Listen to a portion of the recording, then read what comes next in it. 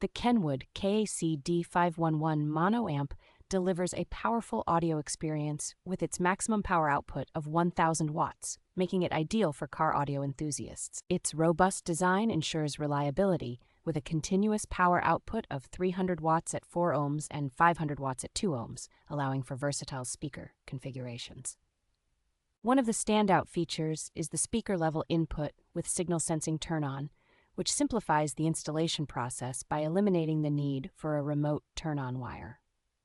The built-in variable low-pass filter and bass boost provide users with the ability to fine-tune their audio output, enhancing the overall listening experience. Kenwood's engineering excellence is evident in this amplifier's compact dimensions, allowing it to fit seamlessly into various car setups without compromising on performance. Weighing just over 1 kilogram, the KAC-D5101 is lightweight yet sturdy, making it a practical choice for those seeking quality sound without adding significant bulk to their vehicle.